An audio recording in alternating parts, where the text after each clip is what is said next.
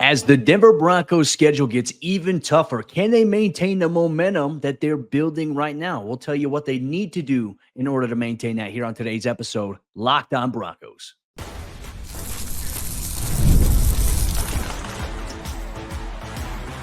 You are Locked On Broncos, your daily Denver Broncos podcast. Part of the Locked On Podcast Network, your team every day. What's happening, Broncos Country? Welcome into another episode, Locked On Broncos, your daily Denver Broncos podcast, part of the Locked On Podcast Network, your team every day. I'm Cody Roark, Broncos reporter from Mile High Sports, joined as always by Sayre Bedinger, site expert over there, predominantlyorange.com.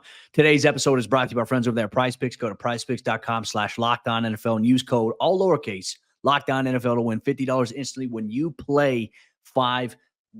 And a lot to break down on today's episode show. First, want to say thanks once again to everyone in Broncos Country for making us your first listen. Thanks for being an everydayer here on the show. If you're not so already, make sure you subscribe or follow and become that so you never miss out on what's going on with all the Broncos news, content, coverage, analysis, and more. You get that here.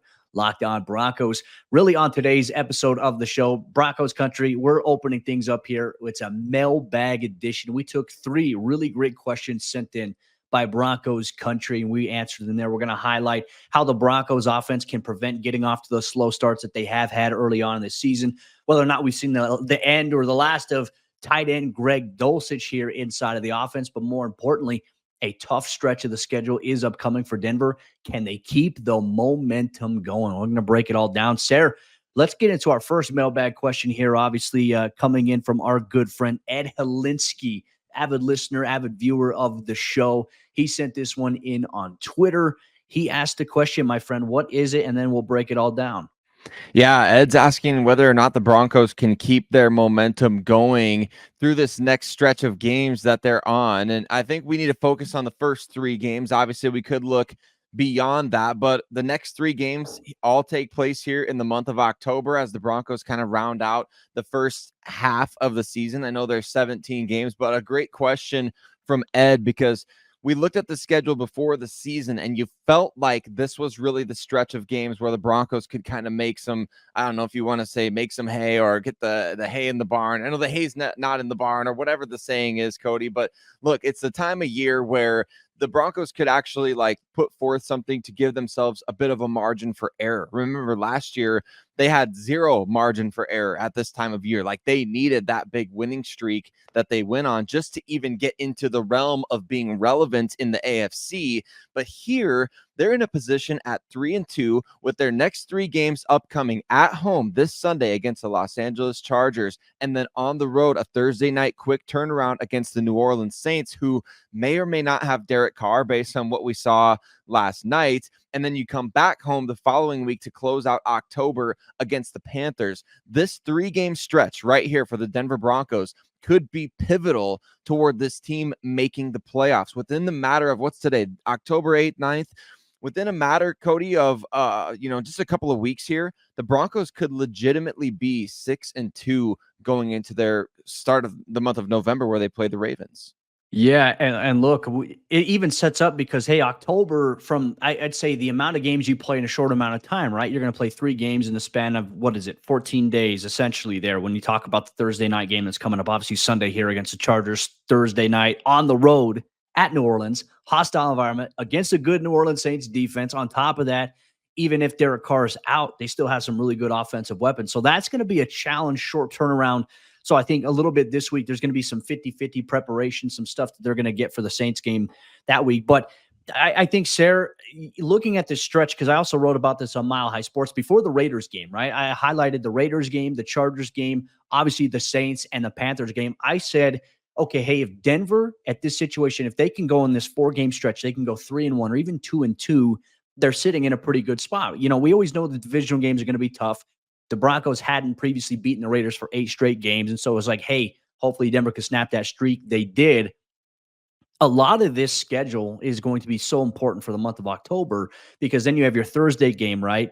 And then you get essentially kind of 10 days in between, right? It's like a little tiny mini bye week to get your body ready for that Carolina Panthers team coming to Denver, which, hey, you can't overlook them because the Raiders did just that, and the Panthers went on the road and beat them in Vegas. But Andy Dalton playing some good football all of a sudden, finding a little bit of resurgence. We'll see if Denver can obviously answer the bell there. But, one game at a time here. But these games are going to be crucial because, hey, November, Sayre, brutal. After that Panthers game, it gets tough for Denver. 2 straight road games at Baltimore, at Kansas City. You come back home and you play at home against the Atlanta Falcons, former friend Justin Simmons, and then you're on the road once again at the Las Vegas Raiders. Like, Denver's got to take care of business in this stretch here and then make that stretch a little bit more manageable. We'll highlight that obviously when November comes. But man, I do think there is a chance Denver could go 3-0 in this next 3-game stretch, or even 2-1. I think they have to go either or. I think one game or no games here is going to be brutal for them, especially with the November stretch coming up.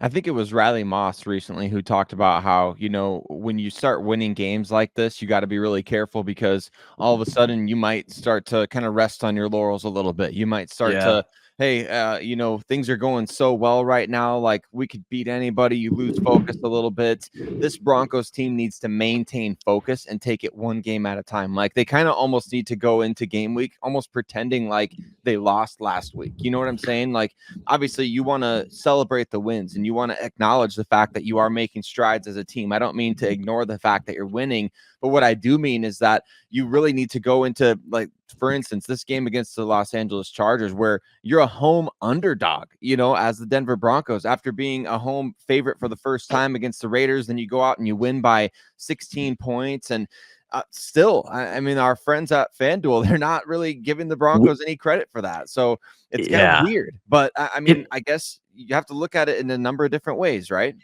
Yeah, it's weird too, because also, like, considering last year, I understand Harbaugh, the new head coach and things like that. They got rid of Mike Williams. They got rid of Keenan Allen. They have Quentin Johnson, who's having a pretty terrific season for them. Obviously, the run game with J.K. Dobbins has kind of found some light there in Los Angeles. But the thing that's a little confusing to me, like, even last year, Denver swept the Chargers. And so ideally, I would think that Denver would open up as favorites this week. But you know what? It's okay.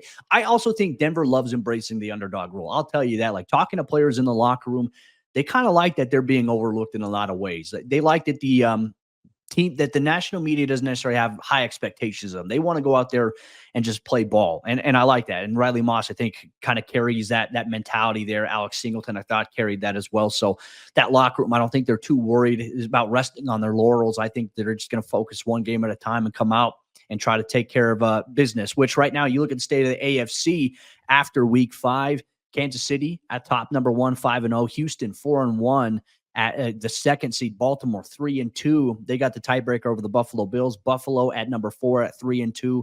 I mean, really, right there, 1, 2, 3, 4. I mean, you got 4 teams tied at 3-2, including Denver. Denver's in the 6th spot right there, but because they lost to the Steelers in week 2, Pittsburgh has the tiebreaker over them, and then the Chargers at 2-2 at the 7th seed right now. So I would say the fact that Denver is where they're at right now, all things considered, is a good sign. You take care of business here, you can elevate it. And obviously you have divisional game coming up this weekend. Then obviously it's going to change up a little bit. Non-conference game on Thursday night, non-conference game against the Panthers.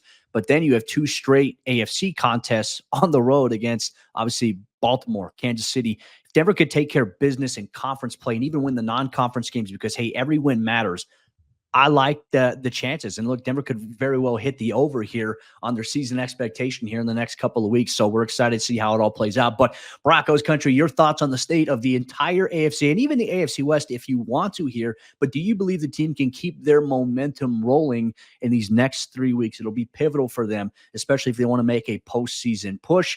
But as our mailbag series continues on today's episode of the show, everybody's asking a question. Have we seen the last of tight end Greg Dulcich inside the offense? The opportunities are running out. We'll highlight what he can do to get back on the field or whether or not his spot has been taken by Lucas Kroll. We'll break that down here on today's episode, Locked On Broncos.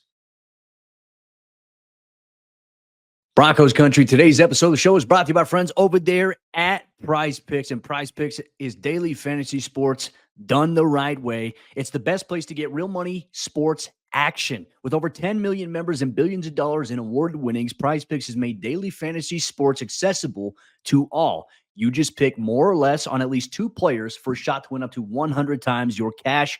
Run your game all season long on PrizePicks. PrizePicks is the best way to get action on sports in over 30 states, including California, Florida, Georgia, and Texas. And on top of that, if you want to play PrizePicks alongside Drewski, Joe Budden, MMA champion Sugar Sean O'Malley. You can now find community plays under the promos tab of the app to view entries from some of the biggest names in the PrizePicks community each and every week. So check it out. Sign up today and get $50 instantly when you play $5. You don't even need to win to receive the $50 bonus. It's guaranteed. So download the app today and use code LOCKEDONNFL to get $50 instantly after you play your first $5 lineup. Check it out today. PrizePicks. Run your game. It's possible we may not see Greg Dulcich as a Denver Bronco for much longer. It's kind of crazy to think about, but the tight end was inactive for the team's Week 5 win against the Raiders. Is this the end of the line for Greg Dulcich with Denver, or are they just going to give him some time to sit on the bench and kind of figure some things out? Cody and I are going to break down what maybe that benching in Week 5 means for the future of Greg Dulcich. And of course, we got to start off this segment by thanking every single one of you that makes Locked On Broncos your first listen of the day every single day. If you haven't already, hit subscribe wherever you listen to podcasts and go over and do the same at YouTube, where Cody, we're getting close to 15K in the subscriber department over there. So if there's anybody that's listening that hasn't done that on YouTube yet, go ahead over there. Do us a huge favor. We'd appreciate it so much if you hit subscribe on YouTube as well. Let's talk about Greg Dulcich because, man, this sucks to talk about, honestly. I think a lot of our listeners will agree. Like, we went into this season pretty optimistic about Greg because he was healthy throughout the majority of the offseason at this point. We got to see him out there at training camp. We know that he's capable of making plays. Like, we saw this guy in 2022 come out of basically nowhere in Week 4 against the Chargers and make a bunch of plays immediately getting onto the field as a rookie. But Cody, to me, there might be 3 strikes against Greg Dulcich right now that indicate that if and when the Broncos need a roster spot, he could be cut. And here's the 3 strikes to me. Number 1, lack of availability over the last couple years. Number 2, we saw that, the fact that he didn't play well when he was actually out on the field recently. But number 3, now you have the fact that he was benched. So you've been unavailable, you haven't played well, and now you've been benched. And so I can't help but wonder, are those 3 strikes going to lead to Greg being cut or traded in the midst of this season?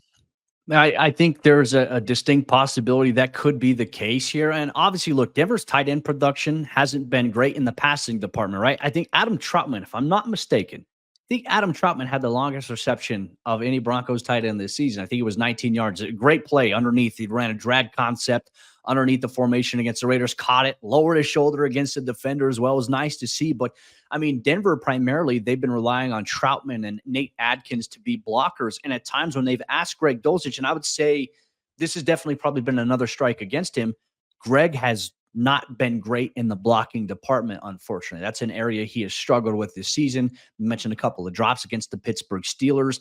There just hasn't been any rhythm from how Greg has been used offensively. And look, it's not just, I don't think it's just a Greg Dulcich issue. I also think the offense has had some inconsistency issues, which we'll obviously address a little bit later on the show. That was a great question. We were also asked by a fan in our mailbag. But at this point, Sayre, I think you have to ask yourself, with Donald Parham Jr. on the practice squad at 6'8", one of the things that we're going to see here is things develop a little bit as the course of like the November 5th trade deadline coming about. There might be some teams interested in Greg, but what are you going to get if Denver does trade away Greg? I don't know if Denver's going to get any premier capital. You may get a 6th, maybe a 7th rounder at this point, but I think it's worth monitoring as things continue to go about. Like Denver, I think this week made the decision to bench Greg Dulcich in order to get Lucas Kroll a look, because you know what? It wasn't working with Greg in there. There wasn't a spark, right? So, hey, can Lucas come in and be that spark here for the offense? Look, he had 1 catch for 5 yards. I will say the one thing I love about Lucas Kroll that you will see on film, if you go back and watch, this is a guy who, whether he makes a play or whether his teammate makes a play, this is a guy who is always celebrating, right? Denver picked up like a crucial first down in this game, and Lucas Kroll was flexing and just getting loud, bringing the energy. Had a chance to talk with him after the game in the locker room. He just really believes it's important to bring the energy there. And underrated aspect of it, but definitely something that we maybe could see open things up in Denver's tight end production room.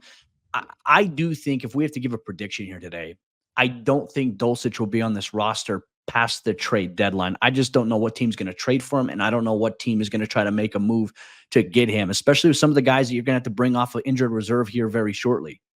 Yeah, exactly, Cody. And I just wanted to bring this up because look, when you look over the last handful of games that these guys have actually played, like Lucas Kroll has actually made an impact, right? I mean, he had only 8 catches last year, but he did have a touchdown. He had 5 first downs. He had, a reception in his first game back this season.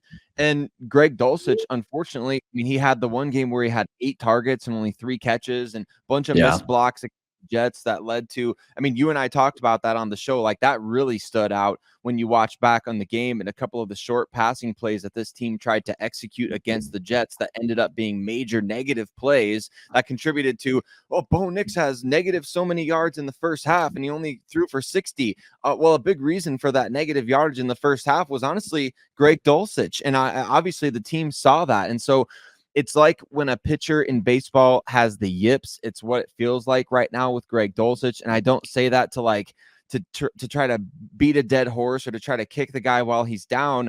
Like we want to see Greg Dulcich succeed. He brings an element to the offense that, like, if Greg was playing at the level we saw in 2022 when he was out there as a rookie, if he's playing at that level, this Broncos offense is so much more dynamic. It's such a better unit, and he brings that versatile element to the passing game where he can stretch the field, he can run after the catch. He does all of those things well, or did all of those things well. Unfortunately, right now, he's dropping passes, he's missing blocking assignments. I saw Lucas Kroll make more plays on, as a blocker on special teams to help free up Marvin Mims on that game-changing punt return later in the game. I mean, there's just so much more. Even just bringing the energy after a first down is better than what we saw Greg Dulcich bringing to the table.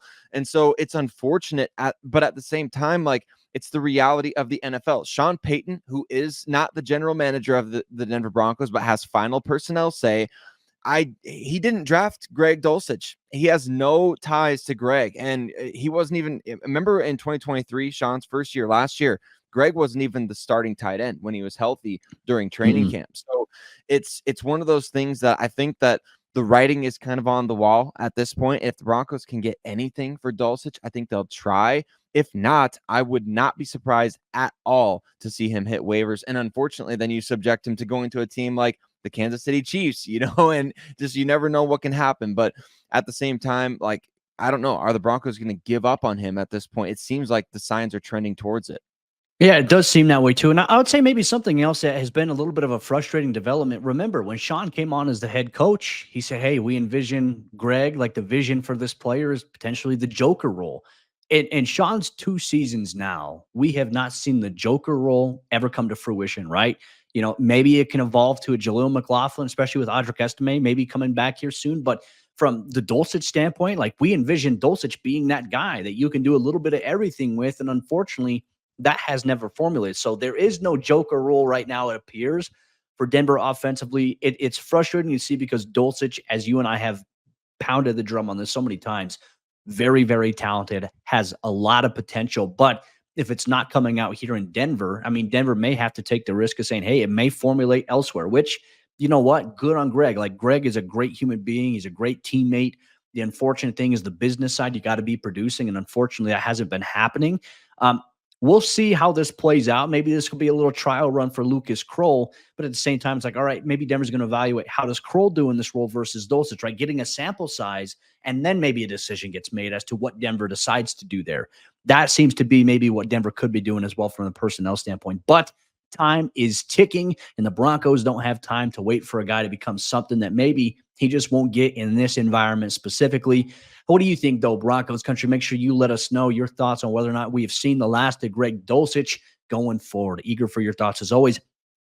Our mailbag series will continue here on today's episode show. And really a big question, too, about how does the Broncos offense get off to a faster start? What is contributing to the slow starts that we've seen from Bo Nix and that unit specifically? We'll break it down and share why Sean Payton gave us a great insight on that in his Monday press conference here on today's episode, Locked On Broncos.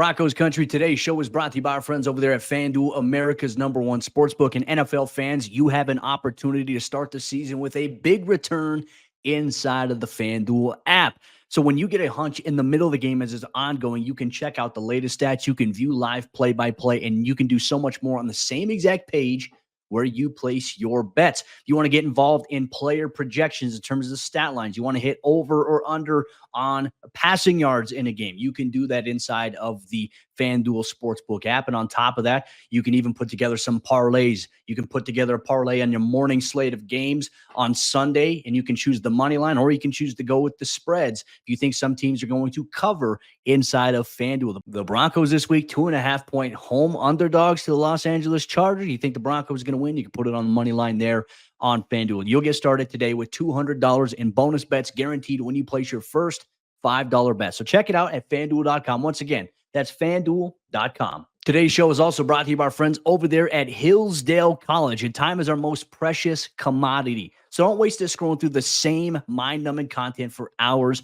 and hours. How can you spend it wisely to improve yourself? I think being educated about a lot of different things is very important. And when you have a chance to get free education on certain things, I certainly take advantage of that. Hillsdale College grants you the opportunity to do just that, whether that's history or economics. They're great works of literature, the meaning of the U.S. Constitution. Did you study these things in school? You probably did, but do you remember these things? Sometimes technology can get in the way. Obviously, as we get older, we stop learning some things. But Hillsdale College is offering Locked On Broncos listeners the chance for more than 40 free, that's right, free online courses, including the Introduction to Free Market Economics, The Great American Story, A Land of Hope, and The Rise and Fall of the Roman Republic, and 37 other different courses that you can access on their website completely free. All of Hillsdale's courses, they're self-paced so that you can start whenever and you can tune in wherever. Plus, you can go deeper with readings, quizzes, discussions, or if you just enjoy the lectures, you can tune into those as well. So go right now to hillsdale.edu/locked-on to enroll. There's no cost and it's easy to get started. That's hillsdale.edu/locked-on to register. hillsdale.edu/locked-on. How can the Denver Broncos offense and rookie quarterback Bo Nix avoid getting off to a slow start the way that they have so far through the first couple of weeks, minus the Tampa Bay Buccaneers game? We'll tell you exactly how and what's causing some of these issues here on today's episode of the show. Real quick, Broncos Country, thanks for taking time out of your day to listen to us, to watch us on Locked On Broncos, wherever you get your podcasts or available on YouTube. We appreciate you so much for making the show exactly what it is. To all the everydayers, first listeners, mile high salute to you. Our next question comes in from AJ Vicens on Twitter. Sayre, he asked the question, with some of Bo's slow starts to games, how much of it is him not hitting open plays or design plays versus Sean Payton calling conservative plays? I will say this, Sayre. I don't think it's either of those two things right there, right? We talk about conservative play calling, and certainly I've seen on Twitter that has definitely been something that Broncos fans, like when I talk about the offense, they're like, Sean's got to be a better play caller. I asked Sean a little bit in Monday's press conference when he met with us about the run game specifically and why it's gotten off to a slow start in the first half and why it's gotten going in the second half. The number one thing he said, and I think if you go back and you watch the film, it makes sense. You got to be better on your early downs, right? Denver on first down, second down, they've got to be more efficient there, because if you have a play on first down where you're going backwards, let's say there's a penalty. Now you're going back 5 yards, right? 1st and 15. Okay. Then that shrinks. Okay. Hey, we had a plan here on 1st and 10 at this position, at this specific hash. Now it's 1st and 15. This maybe changes the play call you had on the play that you were originally going out there. Then let's say you don't execute that well. Well, now you have, let's say, 2nd and 15 if it's a pass play, or you have a 2nd and 12 if you want to get 3 yards on a run. That changes how you can call the game. It's also going to change how the defense decides to play you. I think a lot of the issues that Denver has had offensively in some of these slow starts have been early down execution on first down, second down, which leads to not favorable third down situations, which we have seen. Obviously, Denver 1 of 6 in the first half against the Raiders. I think they finished that game 3 of, if I'm not mistaken, 3 of 12. Mm-hmm. A lot of it has to do with how they've played on first and second down. That's been a huge issue. That's why I think that they've gotten off to slow starts. Yeah, and so I think even to layer this question from AJ a little bit too, it's like, okay, so what do they got to do on first and second down? You know, I mean, how do they find success? What is the high percentage play for this offense right now. And I hope that going forward, it can really be the running game, because we've seen the running game sort of find its stride in these last 3 weeks where, it was Sayre Bedinger against the Tampa Bay Buccaneers. And then Javonte and Jaleel both had a good game against the Jets. And then Javonte has a really good game against the Raiders. So there's signs right now that not only is the running game finding a little bit of a stride, but I think the quick passing game as well. Like, we saw some broken tackles against the Raiders, right? We saw some yards after the catch from guys, and you see that quick passing game start to, I don't know, find its rhythm a little bit. Like, we could point out a couple of plays, because I think people may watch some of these games and think, well, I don't really see that happening. Lil Jordan Humphrey, the catch and run. You had the touchdown throw to Jaleel McLaughlin, who he made a really nice play on that play down in the tight red zone. Javonte Williams, kind of the drive starter from back deep in the Broncos' own territory on the well-designed screenplay. So there's a few things like that. And if these guys can make the first defender miss a majority of the time, I mean, man, that is even just half the time. Like, this quick passing game and the running game getting going could really help the Broncos on the early downs here early on in games, so they're not getting off to slow starts. And of course, then against the Raiders, you have the issue of, well, you start off in a 7-0 hole because PJ Locke falls down, Brock Bowers goes 50 some odd yards for a touchdown, and all of a sudden now you're playing in a 7-0 hole. Like, you want to be able to stick to the script, but at the same time, like, there's just a different level of maybe urgency there, or, I don't know what exactly it might be. And of course, we're 5 games in. Bo Nix still kind of finding his way out there and still, learning how to operate on the script and things like that at the NFL level, as defenses are kind of throwing a lot at him. So I think that we will see it improve as the season goes along, especially if this Broncos running game can stick with it. The run game is the key. It always has been, because when you have a run game and you have a defense that's playing strong, and Sean has equated this as well, how can you help any quarterback? Like, he was asked, like, how do you help a rookie quarterback? He's like, you can help any quarterback in this league if you have a run game and you have a strong defense that can help out. I think that stuff will start piecing itself together here as Denver gets ready to go on this stretch here in October. And then obviously November is going to be tough. Then you open up December with a Monday Night Football game at home against the Cleveland Browns. And then guess what? You get your bye week. And then it's like, hey, now we can reset a little bit. We can regroup. We can get healthy. And then we have a second half stretch of the schedule where we got to take care of business. Like, Denver's going to have a lot of home games in that second half stretch. They're going to have a tough road game at Cincinnati, obviously, but that's where I think Denver can take care of business here, especially as the season continues to go along. But the key for the offense, avoiding the slow starts, it has to be the run game. It has to be better efficiency. And I can't help but go back to this last game as well. I mean, Sayre, there was that one play. Denver had a 2nd and 33. Then they have a penalty. Then it becomes 2nd and 38. Like, that completely changes what you can do from a play calling standpoint. Luckily, hey, there was one play where I think Bo dumped it off to Javonte. He hurdles a dude. Denver doesn't get anywhere close, but it makes it not 3rd and like 40 or whatever it was going to be. I mean, it was a long field for Denver to work with.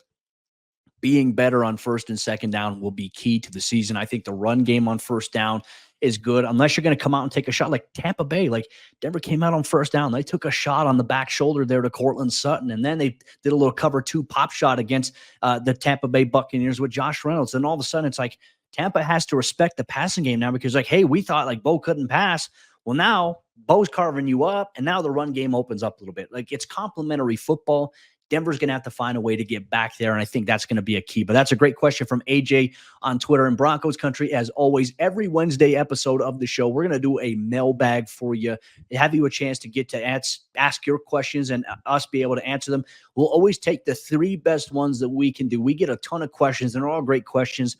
We always try to formulate the 3 biggest priority questions that we can get so we can answer them here on Locked On Broncos. I also answer them as well. So more than likely, if you didn't get it answered here, I answer them on my Mile High Sports mailbag over there at milehighsports.com. You can check out Sayre's written work over there, predominantlyorange.com. And with that said, Broncos Country, Denver is now in preparation mode for the Los Angeles Chargers, an AFC West home game coming up this week. Denver's going to have to take care of business against Harbaugh, Justin Herbert, and company. We'll keep you posted on the injury report, whether or not we see guys return like Alex Palczewski. What's the latest with Luke Wattenberg? You can expect updates on that on tomorrow's brand new episode, Locked On Broncos. Plus, a crossover Thursday with Sayre and the host over there at Locked On Chargers. We'll see you tomorrow for a brand new episode of the show.